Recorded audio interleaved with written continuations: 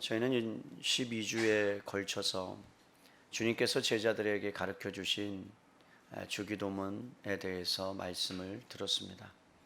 하나님의 백성의 기도가 어떠해야 하며 우리는 이 땅 가운데 살아가면서 하나님의 나라와 하나님의 이름과 하나님의 명예를 어떻게 이 땅 가운데서 펼쳐나갈지 구체적인 기도의 방법들과 내용들에 대해서 말씀을 들었습니다. 말씀을 통해 은혜 베풀어 주신 주님께 모든 영광과 찬양을 올려드립니다. 오늘부터 다시 에베소서 강해를 시작합니다.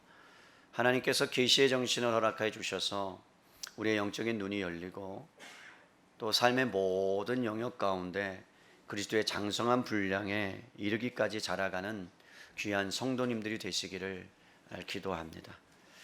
여러분, 에베소서는 많은 학자들과 또 목사님들이 말씀하시기를 교회론에 관한 책이다 라고 말씀을 하셨어요. 저도 그 부분에 대해서 동의합니다. 교회가 무엇인지, 어떻게 만들어졌는지, 그리고 교회라면 이 땅 가운데 어떻게 살아가야 되는지, 교회의 모습이 어떠해야 되는지, 그것에 대해서 바울이 에베소 교회 성도들을 향하여 가르쳐준 말씀이 에베소서입니다. 에베소서는 6장으로 되어 있죠. 여러분들이 아시는 대로 바울이 쓴 서신서들을 잘 살펴보면 대부분이 앞에서는 교리에 대한 내용을 말씀하고 있고 그리고 그 교리에 대한 내용을 가지고 이제 어떻게 살아가야 되는가라는 실천에 대한 부분들이 뒷부분에 보통 나옵니다.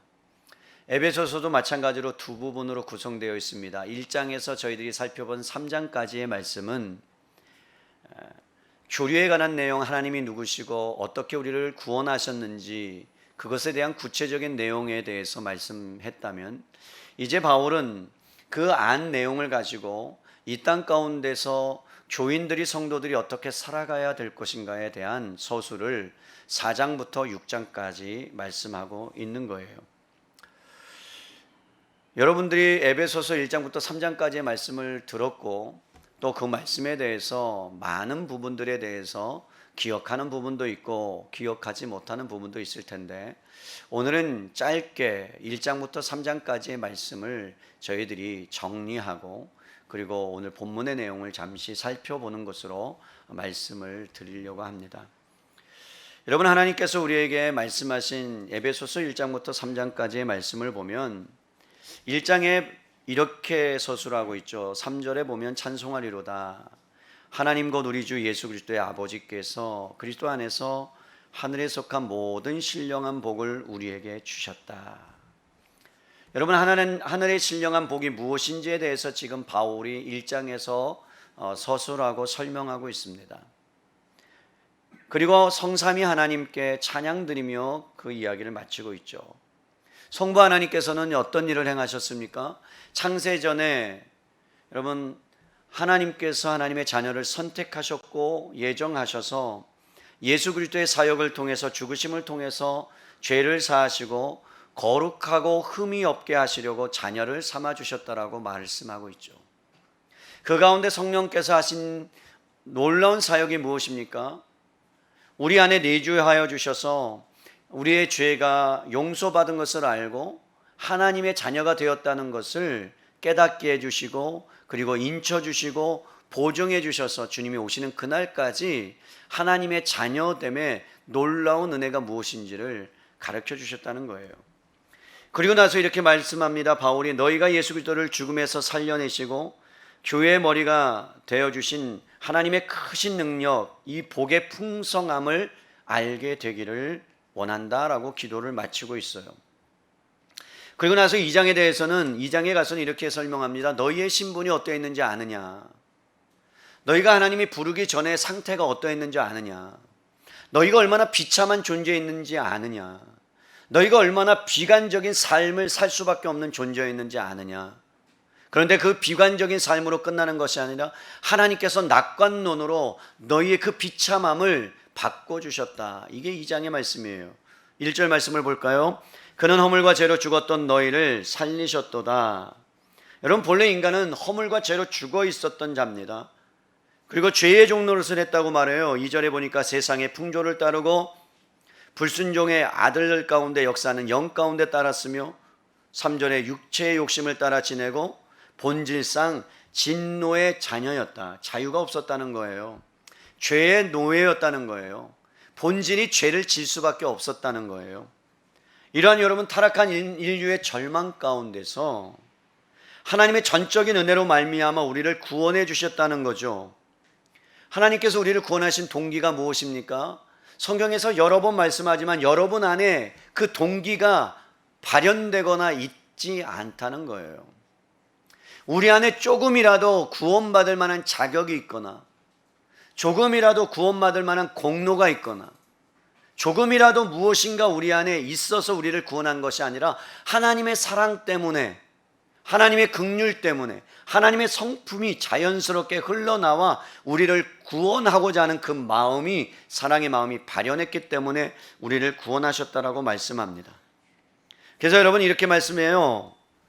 우리가 그 은혜에 의하여 믿음으로 말미암아 구원을 받았다. 이것은 너희에게서 난 것이 아니요 하나님의 선물이다. 그러니까 여러분, 우리가 교회 생활하고 신앙생활하면서 구원을 받은 그 은혜는 하나님으로부터 왔다는 거죠. 우리 안에 근거가 없다는 거죠. 그래서 우리가 자랑할 수 없다라는 거예요. 구원에 있어서만큼은 우리의 힘이 어떠한 0.00001%도 들어가 있지 않다라는 거죠. 여러분, 허물과 죄로 죽었던 상태가 어떤 상태예요? 하나님과 원수된 상태예요. 하나님께 가까이 갈 수 없는 상태예요. 교회로부터 소외되고 하나님으로부터 소외되고 사람들이 거리낌을 당하는 그러한 인간의 관계가 파괴된 그러한 가운데 예수 그리스도의 피로 가까워졌고, 하나님과 원수되었던 것이 여러분 화해가 이루어지고 모든 분열을 끝내고 하나님과 연합된 놀라운 공동체가 만들어졌는데 그게 교회다라고 말씀합니다. 그러면서 이렇게 말씀해요. 21절 22절 그 안에서 건물받아 서로 연결하여 주 안에서 성전이 되어가고 너희도 성령 안에서 하나님이 거하실 처소가 되기 위하여 그리스도 예수 안에서 함께 지어져 가야 된다. 그러니까 여러분, 교회는요 죄인들이 모인 곳이에요. 각종 죄인들이 다 모인 곳이에요. 그러니까 여러분, 남녀노소 상관없이 교회 안에는 죄인들의 집합체여 죄인들이 모인 곳이고, 또 한편으로는 성령님이 거하시는, 하나님이 거하시는 처소이기 때문에 우리는 아직 완성되어져 가지 않았고, 그래서 완성을 향하여 나아가는 공동체라고 성경이 말씀하고 있습니다. 3장으로 가서 바울이 이렇게 얘기해요. 계시된 비밀에 대해서 말씀합니다. 어떤 비밀이냐? 이 비밀은 인간의 지식이나 지혜로 깨달을 수 없는 비밀이다. 하나님께서 알려주어야만 되는 것이다. 여러분, 그 비밀이 무엇입니까? 복음이다라고 말씀합니다. 여러분, 복음이 뭐예요? 이방인과 유대인이 하나 될 수 없는데, 하나님과 우리가 하나 될 수 없는데 그 복음이 선포되어져서 이제는 하나님과 하나 되고 연합되어져서 한 가족이 되었다. 그것이 여러분 복음의 비밀이라고 말씀합니다. 그리고 마지막에 이렇게 바울이 고백하죠. 너희가 이것을 알기를 원한다. 그리고 하나님의 목적을 깨닫기를 원한다. 그리고 기도합니다. 그 기도가 뭡니까? 여러분 17절부터 보세요. 16절부터 그의 영광의 풍성함을 따라 그의 성령으로 말미암아 너희 속사람을 강건하게 원하고, 너희가 사랑 가운데 뿌리가 박히고 터가 굳어지기를 원하고, 그의 사랑의 깊이와 높이와 넓이를 알아 하나님의 모든 충만하신 것으로 너희가 충만한 상태에 이르기를 원한다라고 기도를 딱 맞춰요. 그러니까 여러분, 하나님께서 어떻게 이 땅 가운데 새로운 사회, 공동체, 교회를 만들어 주셨는지, 성부 하나님의 역사가 어떻고 성자 예수 그리스도의 역사가 어떻고 성령 하나님의 역사가 어떤지에 대해서 교리적인 내용을 3장까지 말씀한 다음에 오늘 4장 1절에 바울이 드디어 이렇게 고백하고 에베소 교회 성도들 향하여 말씀합니다. 4장 1절이에요. 그러므로 주 안에서 갇힌 내가 너희를 권하노니 너희가 부르심을 받은 일에 합당하게 행하여. 바울은 그러므로라고 시작해요. 여러분들이 바울 서신을 읽다 보면 그러므로라는 단어가 종종 등장하는데 자주 등장합니다. 여러분, 그러므로라는 접속사는 인과관계를 이야기합니다. 원인이 있다면 결과가 있다는 거예요. 원인과 결과를 나타내는 접속사예요. 그렇다면 지금 바울이 여러분 뭐에 대해서 말씀하느냐? 너희를 구원하신 하나님의 계획이 얼마나 큰 줄 아느냐? 너희가 깨달았느냐? 그 복음의 비밀을 알았느냐? 내가 교회를 세웠다. 이 땅 가운데 교회가 충만하기를 원한다. 하나님의 장성한 분량에 이르기까지를 자라가기를 원한다. 그러므로 이제부터 너희가 해야 될 것이 있다. 이렇게 살아야 된다. 이게 4장 1절의 말씀이에요. 뭐라고요? 그러므로 이렇게 살아야 한다. 여러분, 우리들이 잘 몰라도 카톡이나 컴퓨터에 내가 뭔가 글을 보내기 위해서, 문자를 보내기 위해서 기억을 딱 누르면 기억을 누르는 입력과 동시에 카톡에 뭐가 찍혀요? 기억이라는 글자가 출력이 돼요. 맞죠? 여러분, 우리가 음식을 먹었어요. 넣었죠. 입력했죠. 그러면 계속해서 입력만 되면 어떤 문제가 생겨요? 병원에 가셔야 돼요. 하루는 괜찮아요. 이틀은 괜찮아요. 3일은 괜찮아요. 근데 그게 오래되면 병원에 가셔서 뭔가 조치를 취해야 돼요. 아웃풋이 나와야 돼요. 출력이 나와야 돼요. 흔히 우리가 예수님을 믿는다, 교회에 다닌다, 신앙생활을 한다, 그래서 교리에 대해서 알고 하나님에 대해서 알고 확인하고 인정하고 고백한다고 해서 그것이 다가 아니라는 거예요. 반드시 그 뒤에 결과가 따라와야 되는데 필연적으로 실천하는 데까지 나아가야 된다는 것이 오늘의 말씀입니다. 여러분, 우리는 흔히 믿음과 행위를 분리해서 생각하기 쉽습니다. 하지만 성경은 행위는 믿음의 당연한 결과라는 거예요. 마치 열매를 보고 그 나무를 아는 것과 같습니다. 그 나무가 여러분 건강하면 건강한 열매를 맺게 돼 있어요. 뿌리부터 썩어져 가면 가지가 말라버리게 돼 있고 열매를 맺을 수 없는 것과 같은 이치죠. 저희들이 레위기를 공부하면서 깨달은 것이 무엇입니까? 여러분, 거룩이 뭐예요? 많은 사람들이 생각합니다. 거룩이 무엇인가? 여러분, 거룩은 이런 것이라고 생각해요. 신앙생활 하는 것이다. 예배 드리는 것이다. 그리고 교회 와서 기도 드리는 것이다. 찬양하는 것이다. 그것이 거룩이다. 여러분, 맞습니다. 근데 성경은 거기에서 거룩이 멈춰서는 안 된다라고 말씀합니다. 우리들이 말하는 거룩은 대부분 기독교인들은 종교적인 거룩, 종교적인 생활, 신앙적인 생활에 거룩에 초점을 맞추면서 살아갑니다. 근데 성경은 우리에게 말씀하고 있는 것이 거룩이 무엇이냐? 내가 너희를 이스라엘 백성을 왜 애굽 땅에서 너희를 불러냈는 줄 아느냐? 너희는 애굽의 영향력을 받지 않아야 한다. 그들의 풍습을 따르지 않아야 된다. 너희가 가나안 땅에 들어가면 가나안의 우상 숭배와 그들이 하는 제사와 그들이 하는 의식과 그들이 하는 모든 공동체 속에 있는 무식 가운데 행하는 풍습들을 다 너희들이 버려야 한다. 그러니까 여러분, 거룩이 뭐냐면요, 문화와 공동체를 통해서 만들어지는 모든 영향력들, 그 안에 거룩이 드러나야 된다는 거예요. 음식 문화, 옷 입는 문화, 법, 행동, 모든 부분에 있어서 거룩해져야 된다. 그런데 우리는 기도하는 것으로 거룩을 때우고요, 전도하는 것으로 거룩을 때우고요, 예배 드리는 것으로 거룩을 때우고요, 밖에 나가서의 삶은 그렇게 살지 않으면서 나는 거룩하다라고 착각하면서 살아가는 일들이 얼마나 많이 일어나는지 모른다는 거예요. 여러분, 이 부분에 대해서 예수님께서 정말 너무나도 리얼하게 생생하게 한 사건을 통해서 여러분 제자들에게 가르쳐 주셨어요. 마태복음 17장으로 가봅니다.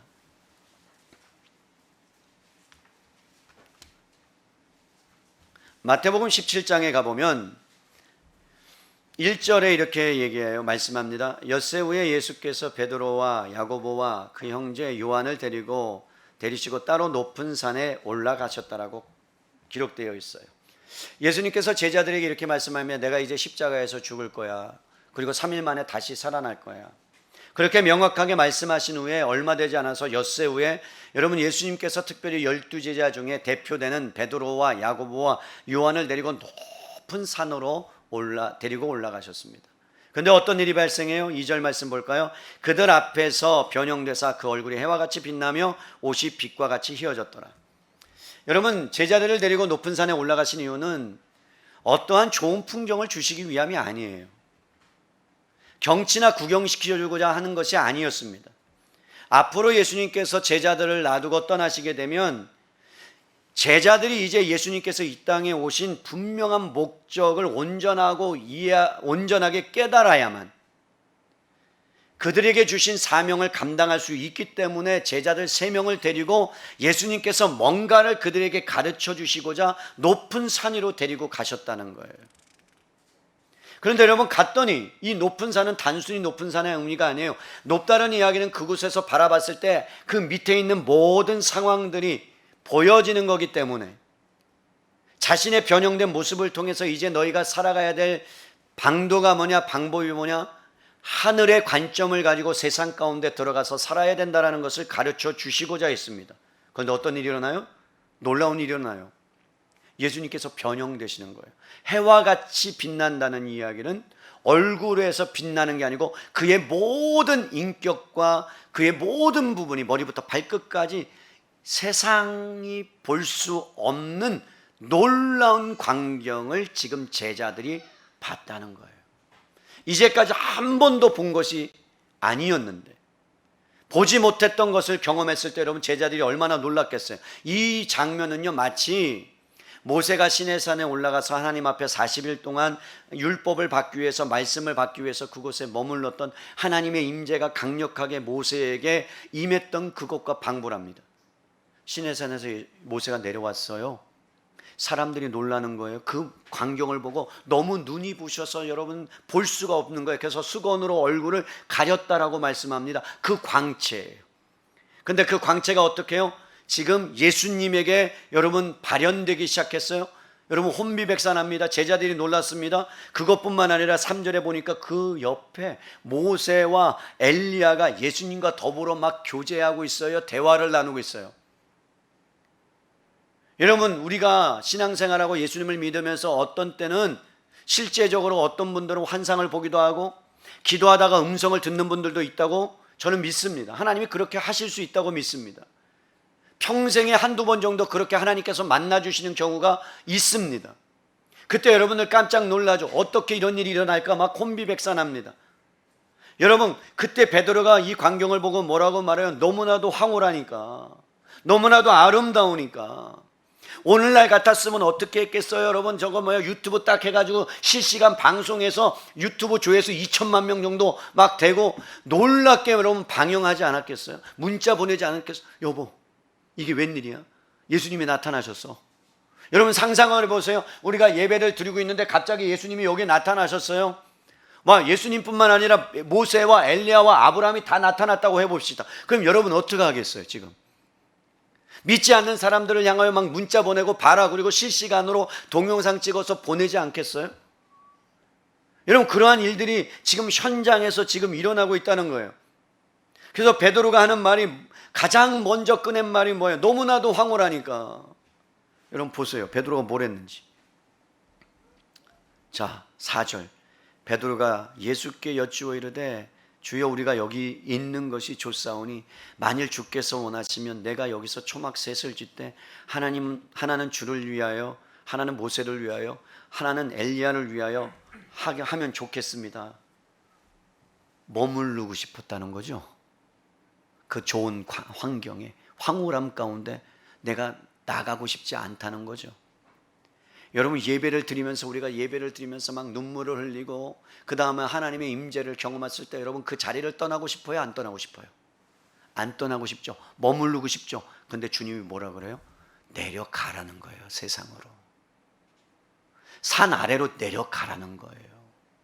내려가지 않으면 그 경험이, 내려가지 않으면 그 황홀한 경험이 아무런 너에게 소용이 없다는 거예요. 여러분, 우리가 기독교는 체험의 신앙이라고 부릅니다.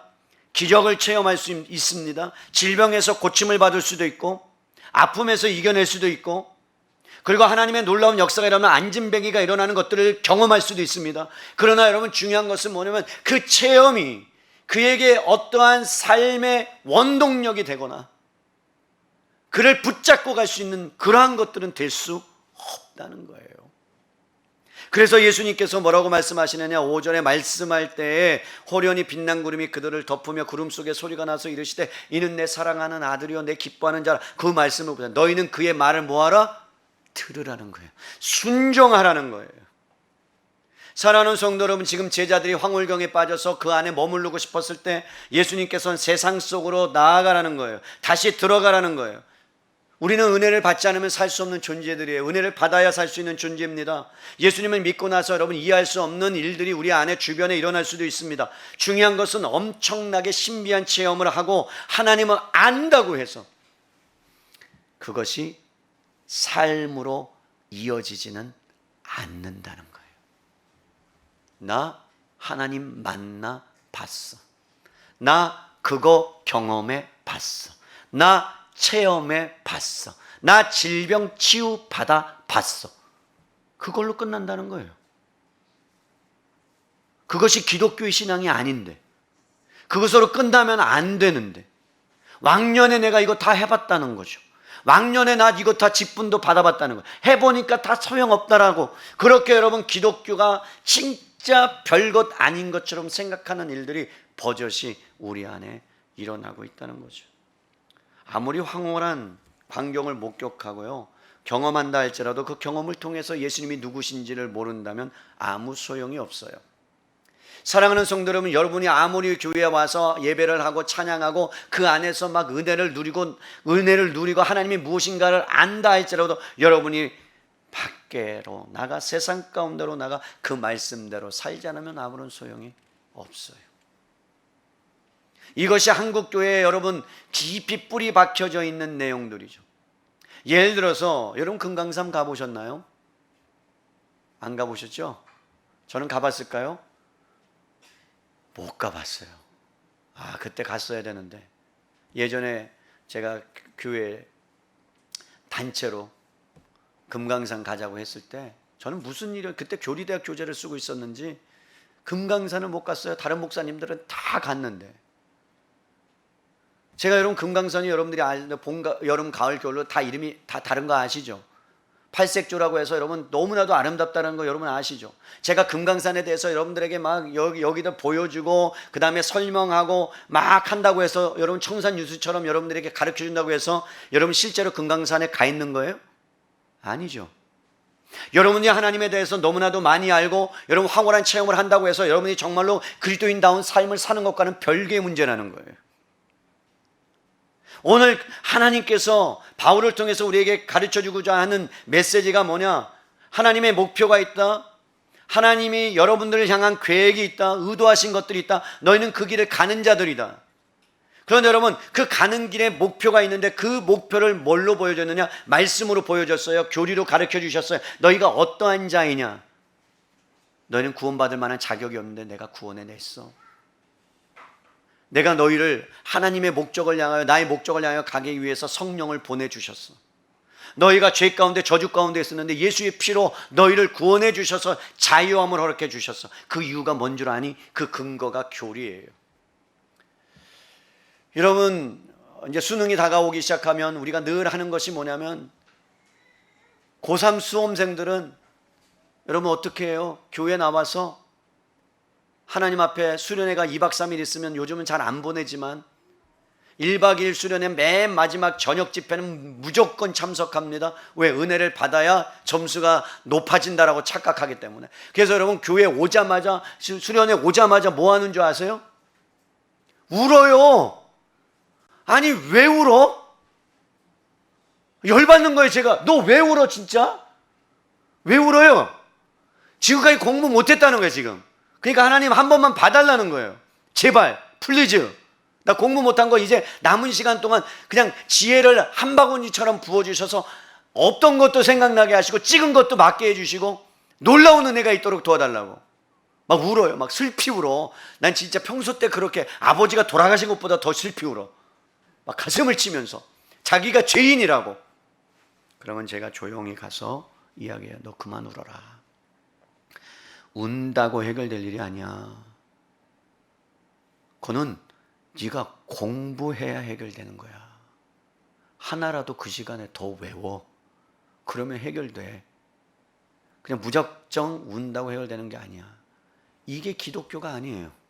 근데 우리는 그것이 기독교인 양 그렇게 가르쳐왔고 그렇게 배워왔다는 거죠.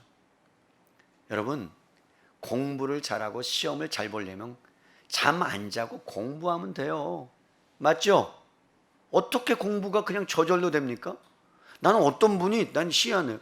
아니 뭔가 은혜를 받았는데 이게 사진이 찍혀진대. 간증을 들었어요. 난 믿고 싶어요 진짜. 막 사진이 찍혀진대. 그래서 시험 볼 때 98페이지에 5번째 줄에 답. 오! 놀라워. 그 다음에 다음 문제를 보면 120페이지에 10번째 줄. 야 나는 그분은 또 그럴 수 있어. 나도 기도했죠. 주님 사진기를 내 머릿속에 넣어주셔서 내가 공부 잘할 수 있어. 나는 안 오더라고요. 저는 일주일 막 열심히 공부하고 시험을 딱 봤어요. 권영조 선교사님은 2시간 공부하고 봤어요. 300점 만점에 298점 맞았어요. 2시간 딱. 저는 일주일 내내 외웠어요. 295점인가 맞았어요. 잘했어요. 근데 열받는 거예요. 왜? 그분은 하나님이 원래 태어날 때 그런 은혜를 주셨는지 공부를 해도 그냥 2시간 만에 뚝딱 끝내. 나는 일주일 내내 해도 진짜 죽을 둥살둥 2시간 자고 막 했는데도 점수가 3점밖에 차이가 안 나. 그거는 내 몫인 거죠. 말씀을 다시 돌아와요. 여러분, 우리가 알아야 될 것은 뭐냐면 하나님에서 대해서 많이 안다고 해서 그것이 그리스도인으로 살아가는 것은 아니라는 거예요. 조심스럽지만 우리나라에 교단이 많습니다. 여러분, 저는 예전에는 되게 교단에 대해서 프라이드를 가진 사람이에요. 합신이라는, 개혁주의라는. 그런데 제가 개혁주의를 알면 알수록, 저 자신을 알면 알수록, 장로교를 알면 알수록 아쉬운 게 있어요. 그게 뭔 줄 아십니까? 지식은 많고 하나님에 대해서는 너무나도 잘 알아요. 하나님이 누구냐 그러면요, 삼위일체 하나님, 그분은 거룩하시고 신실하시며 한이 없으시며 전능하시며 그런 것들을 잘 알아요. 그런데 순복음에 계신 분들은 잘 몰라. 말씀 깊이는 지금은 깊이가 있어요. 예전에는 몰랐어요. 한 가지, 내가 담고 싶었던 한 가지 뭔지 아세요? 순종이에요. 하나님 말씀이라면 그냥 죽어요. 하나님 말씀이라면 다른 거 보지 않고 고해요. 근데 장로교는 하나님 말씀이라면 따져보는 거죠. 생각하는 거죠. 이게 다른 거예요. 여러분, 하나님께서는 우리에게 하나님에 대해서 1장부터 바울이 3장까지 교리를 가르쳐주고 내비게이션과 같이 지도를 줬다면 우리는 그 지도를 가지고 목표점을 향하여 가야 됩니다. 근데 가는 것은 뭘로 가야 되느냐? 차를 타고 가든지 비행기를 타고 가든지 걸어가든지, 여러분, 갈 것이냐 말 것이냐, 탈 것이냐 말 것이냐는 누가 하는 것이냐? 내 몫이라는 거예요. 여러분 몫이라는 거예요. 여러분이 하나님의 말씀을 너무 많이 알고 있어도 여러분과 상관없는 것이 될 수 있는 것은 뭐냐? 그 말씀 하나라도 여러분이 순종하지 아니하고 말씀대로 살지 않으면 그 말씀은 여호와는 전능하시고 신실하신 것이 여러분과 관계없는 말씀이 될 수 있다는 거예요. 그래서 바울이 뭐라고 말한다고요? 그러므로 뭐라고요? 부르심을 받은 일에 합당하게 행하라라고 말씀하는 거예요. 하나님이 여러분 같이 가주지 않으세요. 내가 가야 하는 거예요. 여러분들이 예수님을 믿고 예수님을 알았다면, 하나님을 알았다면 이제는 여러분들이 몫이 있는 거예요. 그것을 지금 바울이 말씀하는 거예요. 1절 다시 읽습니다. 다시요. 에베소서 4장 1절 같이 읽어요. 시작. 그러므로 주 안에서 갇힌 내가 너희를 권하노니 너희가 부르심을 받는 일에 합당하게 행하여.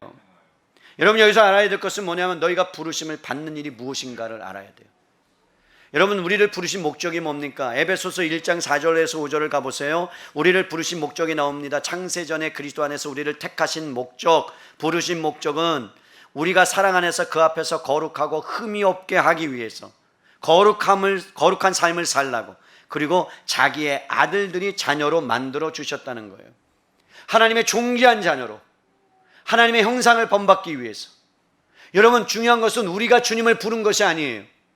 하나님이 저와 여러분을 부르신 줄로 믿습니다. 여러분, 우리는 알아야 될 게 별 차이 아닌 것 같아요. 하나님이 우리를 부르셨다는 것은 우리가 주장할 것이 없다는 거예요. 우리는 그런데 신앙생활하면서 어떻게 생활해요? 바뀌었어요.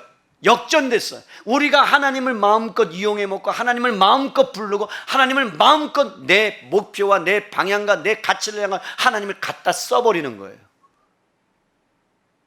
하나님 우리를 부르셔서 하나님의 모양대로 하나님의 형상대로 빚어가기를 원하는데 그게 역전돼서 하나님을 나의 성공의 도구로 나의 수단으로 하나님을 사용하는 일들이 일어나고 있다는 거죠.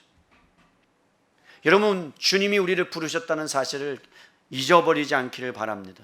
여러분, 주님이 우리를 부르셨다는 것은 교회라는 뜻이에요. 교회는 에클레시아예요. 에크라는 것은 밖에서, 레시아는 뭐냐면 불렀다라는 거예요. 밖으로부터 부르심을 받았다. 그럼 구체적으로 여러분이 어떤 부르심을 받았는지 여러분 아셔야 돼요. 고린도전서 1장 22절로 24절로 가봅니다.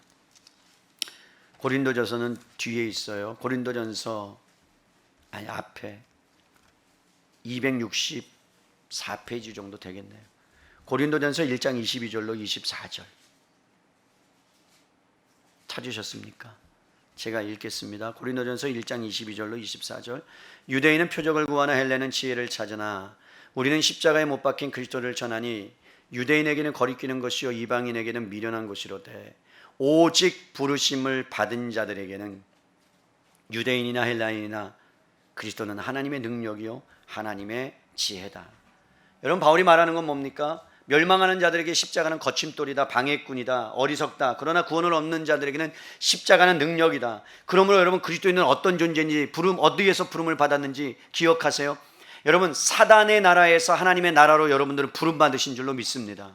여러분은 어둠 가운데서 어둠을 향하여 어둠을 좋아하고 죄를 짓기 좋아하고 본질상 진노의 자녀였다가 하나님 빛으로 여러분이 부름받은 존재임을 믿을 수 있기를 바랍니다. 또한 여러분, 사망과 저주와 질병과 고통과 죽음에 여러분들이 가득 그 안에 여러분 들어가 있는 존재였다면 이제는 죄와 저주와 사망과 고통에서 벗어난 여러분 거룩으로 부름을 받은 자인 줄로 믿습니다. 이것이 하나님께서 저와 여러분을 부르신 거예요. 여러분, 그것이 얼마나 귀한 일인지, 새로운 신분을 우리에게 주었다고 성경은 말씀합니다. 여러분, 이게 얼마나 놀라운 일인 줄 아세요? 여러분들이 이해가 안 가실 수 있어요. 사도행전 17장 30절에 보니까 이렇게 말씀해요. 하나님께서 교회를 통해서 복음을 선포하게 하시고 그 복음을 통해서 회개하고 복음을 믿는 사람들이 있는데, 그러나 누구나 부르심을 받은 것이 아니고 부르심을 입은 사람들이 있고 부르심에 응답하지 못한 사람들이 있다. 여러분, 70억의 인구 중에 여러분들이 하나님의 부르심의 응답을 받은 거예요. 그러나 받지 못한 여러분의 식구, 친척, 이웃들이 아직도 있다라는 거예요. 근데 이것이 그냥 되어지는 게 아니라는 거죠. 고린도전서 2장 4절을 보세요. 여러분들이 펴져 있으니까 2장 4절. 내 말과 내 전도함이 설득력 있는 지혜의 말로 아니하고 다만 성령의 나타남과 능력으로 하여 너희의 믿음이 사람의 지혜가 있지 아니하고 다만 하나님의 능력에 있게 하려 함이라. 여러분, 무슨 뜻이에요? 죄와 허물로 죽었다는 것은 여러분 건드려도 반응하지 않는다는 이야기입니다. 여러분의 신분이 죽어 있었어요. 반응할 수 없어요. 누가 말을 걸어도 말을 못해요. 나사로가 죽어 있는데 여러분 어떻게 무덤을 깨트리고 나올 수 있겠어요? 나사로야 나오라고 하는 그 생명의 언어가, 생명의 능력이 그에게 전달되니까 영혼이 반응하기 시작하는 거예요.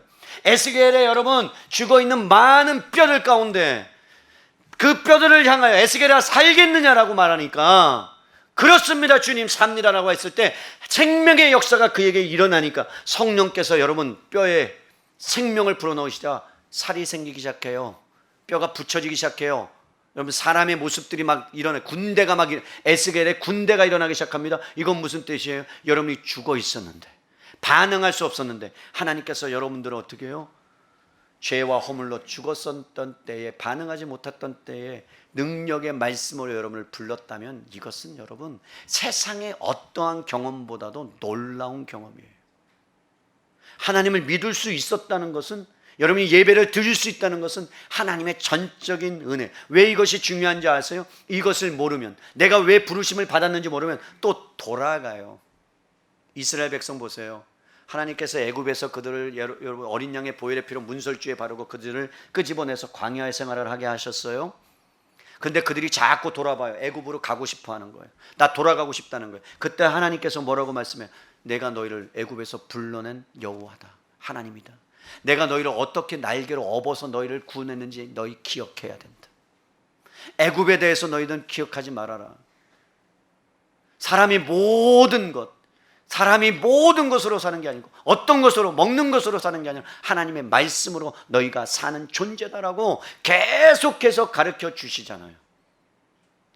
여러분, 그 부르심의 은혜, 내가 어디로부터 부르심을 받았는지, 내가 죽었다 아무것도 말할 수 없는 그 상태에서 내가 살리심을 받았다면, 병원에 가서도요, 여러분, 어떠한 질병을 진단받고 암을 진단받는데 신약이 나와서 여러분 그 약을 먹으면 낫는다라고.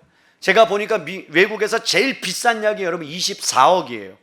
한 번 맞는데 24억. 영국의 2살짜리 어린아이가 근위축성 병에 걸렸는데 그 약을 맞으면 여러분 그것이 완화되고 걷게 된다는 거예요. 그래서 24억짜리를 맞았어요. 근데 놀랍게도 그 약으로 인해서 그 아이가 나중에 걷지 못하는 일이 없고 근육에 힘이 생기고 위축되었던 것들이 풀리는 일들이 일어나고 있단 말이에요. 그러면 여러분이 지금 죽어있는 죽을 수밖에 없는 상황에서 그것을 맞아야 된다면 맞겠어요, 안 맞겠어요? 맞겠어요, 안 맞겠어요? 우리들은 돈이 없어서 못 맞죠. 맞고는 싶은데 돈이 없는 거죠. 있다고 가정한다면 맞을 거예요. 의사 선생님의 말에도 100% 우리가 여러분 신뢰하고, 이 음식 먹지 마세요. 네. 이거 하지 마세요. 네. 잠 푹 주무세요. 네. 주님이 말씀해 이거 하지 마세요. 잠깐만 고민해 보고요. 이거 하지 마라. 나는 못해, 믿음이 없어서요. 이거 하라. 저는 육신이 약해서. 여러분, 의사 말보다 못한 게 하나님의 말씀이에요. 인정하십니까?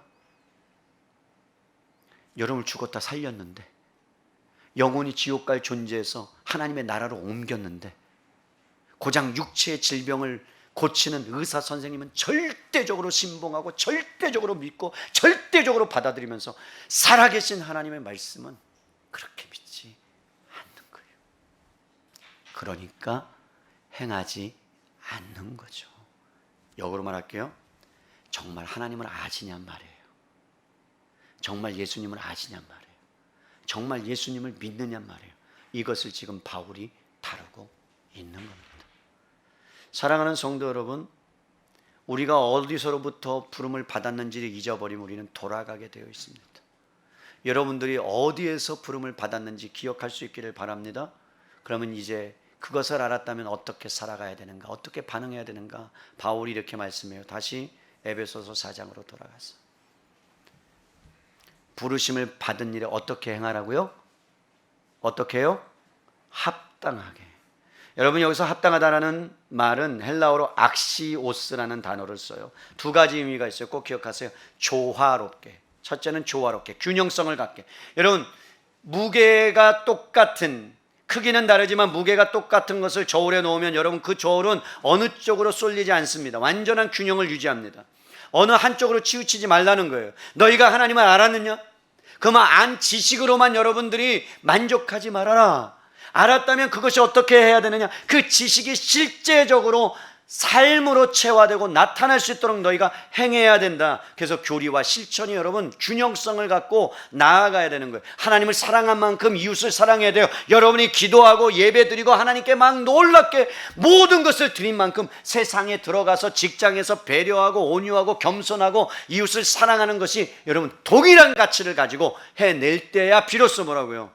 합당한 삶을 사는 거예요. 조화로운 삶을 사는 거예요. 히브리서에 히브리 교인이 여러분 그러한 삶을 살지 않자 히브리서를 썼던 기자가 그들을 향하여 뭐라고 말씀하느냐? 히브리서 6장 9절로 12절에 보면 여러분 사랑하는 자들아 우리가 이같이 말하노니 너희에게는 이보다 더 좋은 것 구원에 속한 것이 있음을 확신하노나 그러면서 뭐라고 말해? 너희가 삶에서 실천하며 살아라. 그리고 또 한 가지 잊지 말아야 될 것은 소망의 풍성함에 이르기까지 부지런히 하나님을 알아가라 이렇게 말해요.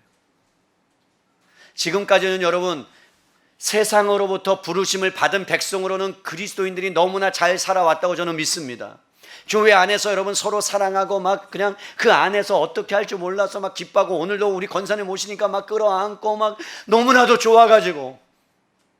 그런데 여러분 세상에 나가서도 그러한 일들이 일어나야 된다는 거예요. 똑같이 균형성을 가지고. 두 번째로는 이 악시오스라는 합당하게라는 단어는 두 번째로 어울리다라는 뜻이 있어요. 뭐라고요? 어울리다. 여러분 빌립보서 1장 27절. 빌립보서 1장 27절에 앱빌골이니까 뒤에 있어요. 에베소서 다음에 뒷장에 320페이지에 1장 27절에 똑같은 단어가 나옵니다. 제가 읽어드려요.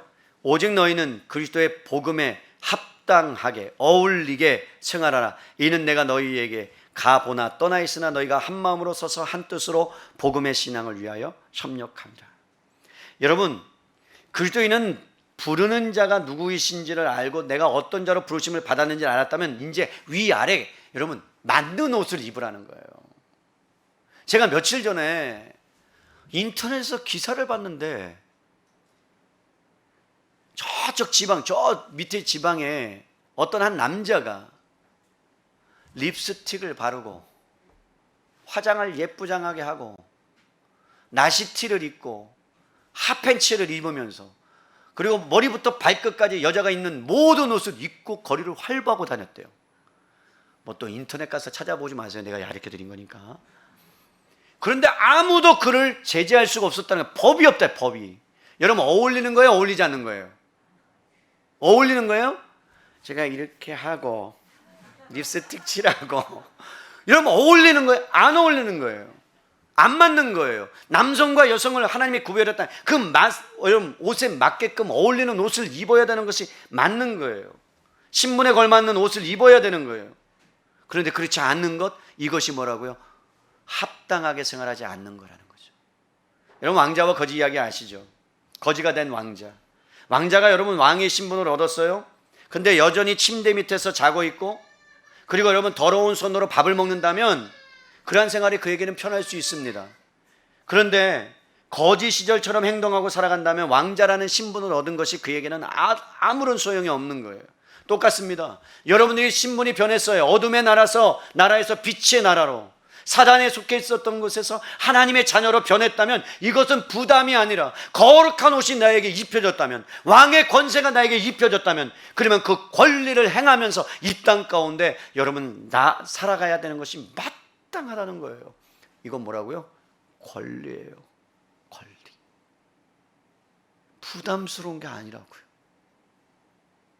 내가 더럽고 추한 죄에서 나를 구원해 주셨다며, 하나님의 자녀라고 나를 정말로 하나님의 그 높은 위치까지 하나님이 하늘에 앉힌 것처럼 여러분 우리를 하늘에 앉혀놓으신 그 놀라운 신분을 우리에게 허락해 주셨다.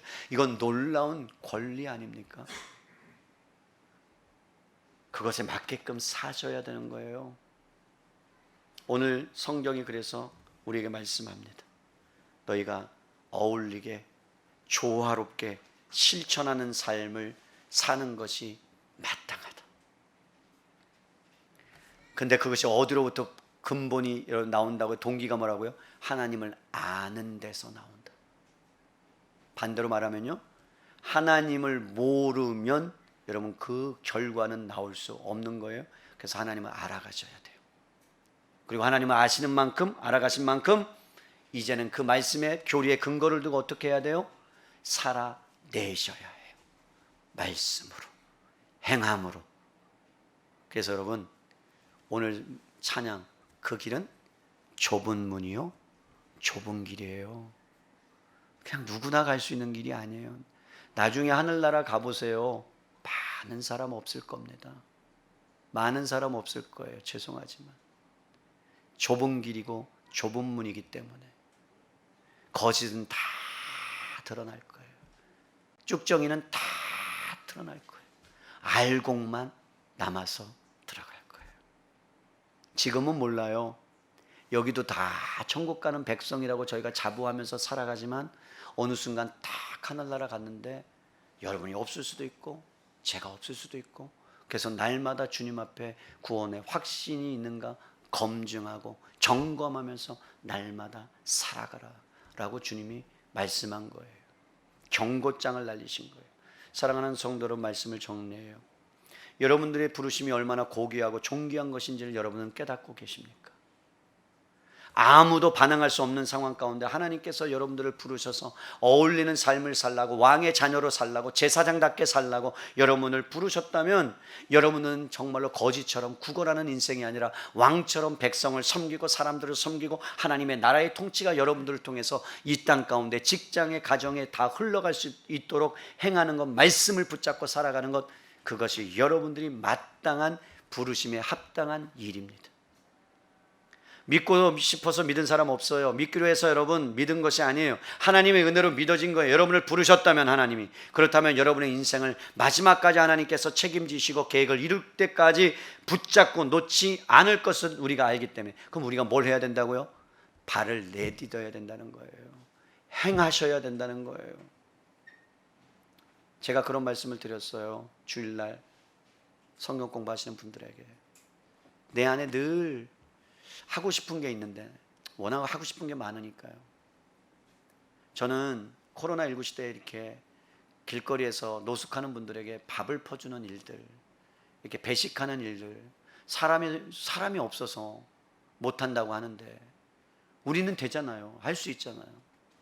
한 달에 한 번이라도 정기적으로 그렇게 해서라도 우리가 최선을 다해서 억지로라도 의무감을 가져서라도 그들을 섬길 수 있는 일들을 좀 하면 좋겠다. 올 연말에 우리가 조금씩이라도 돈을 내서 달동네 연탄으로 그 겨울을 나는데 우리가 연탄을 싣고 막 날르면서 리어카를 끌고 가면서 아이들까지 손에 손잡고 가서 그것들을 그들에게 조금 섬기고 그러면서 정말로 그리스도의 사랑을 좀 알았으면 좋겠다. 우리끼리만 리그가 아니라 우리끼리만 막 잘되고 막 잘했다고 하는 게 아니라 정말로 주변을 돌아보면서 그러한 것들에 하나라도 조금이라도 했으면 좋겠다. 이게 저의 소박한 소원이에요. 그것이 우리가 행하는 삶이, 여러분 이제 앞으로 4장부터 쫙 펼쳐지는 것들을 보면 여러분들이 다 해야 될 말씀을 우리에게 하나하나에 걸쳐서 가르쳐주고 있다는 거예요. 그것을 해내지 않는다면 우리는 하나님을 모르는 거예요. 알고 싶지 않은 거예요. 저는 여러분들이 부르심에 합당한 삶을 뚜벅뚜벅 한 발자국 한 발자국 걸어가실 수 있기를 바랍니다. 그러면 다른 사람들이요, 차이가, 다른 사람들, 믿지 않는 사람들과 차이가 나기 시작할 거예요. 그것은 여러분들의 성품 안에서 흘러나오는 것, 여러분의 섬김 안에서 흘러나오는 것, 그것으로 주님이 훨씬 더 드러나게 될 것입니다. 그리고 나서 바울이 마지막에 이렇게 고백해요. 1절. 그러므로 너희는 이렇게 살아라. 근데 내가 이렇게 살 수 있는 이유가 뭔 줄 아니? 그리스도 안에서, 주 안에서 내가 어떻게 했다고요? 갇혔기 때문에 그래. 무슨 뜻이에요? 나는 주님의 노예야. 주님의 종이야. 이 사실을 바울은 잊지 않았어요. 종은요, 노예는요, 할 수 있는 게 없어요. 밥 치워. 돌쇠야! 그러면요, 마당 쓸어야 돼요. 돌쇠야! 그럼 밥 지어야 돼요. 돌쇠야! 그럼 뭐 해야 돼요? 종이라는 것은 내 것이 없어요. 팔리면 팔리는 대로, 그리고 맞으면 맞는 대로, 그것이 종이에요. 바울이 종이래요. 예수 그리스도께 갇혔대요. 우리가 살아가는 세상은 낯선 세계예요. 그리고 대가를 치러야 될 수 있어요. 그때 우리가 붙잡아야 될 건 뭐예요? 내가 주님 앞에 갇혔다. 나는 주님의 노예다. 그게 여러분들 부르셨어요. 이제는 하나님의 말씀대로 대가를 지불하면서라도 그 걸음을 멈추지 않아야 되는 거예요. 복음에 대한 열정과 확신과, 그리고 믿음의 창시자요, 그 믿음을 온전케 하시는 그 예수님이 우리를 부르셨다면 이제는 예수님처럼 살아가는 것, 제자답게 자기 것을 포기하고 자기를 부인하고 십자가를 지고 그 길을 따라가는 것, 그것이 뭐라고요? 우리가 가야 될 길이에요. 마지막 한 문장만 읽고 마칩니다. 부르심에 합당한 삶은요, 하나님의 말씀을 듣고 순종하는 것을 기억하세요. 최고의 기쁨으로 하는 거예요. 뭐라고요? 내가 하나님의 부르심에 합당한 삶을 사는가 안 사는가는 내가 그 말씀을 순종하는 것이고, 그 순종에 너무나 감사하고 기뻐해서 또 다른 순종으로 나아가는 것이 부르심에 합당한 삶이에요. 혹여나 여러분에게 말씀을 듣고 성경을 읽다가 어떤 부분이 순종하지 못해서 걸리잖아요. 해결하셔야 되는 부분이에요. 아시겠어요? 그것은 해결을 반드시 하셔야만 넘어가야 되는 거예요. 그것은 누구한테? 그건 믿음을 주세요의 문제 아니에요. 이미 여러분에게 믿음 줬어요. 불렀어요. 가기만 하면 되는 거예요.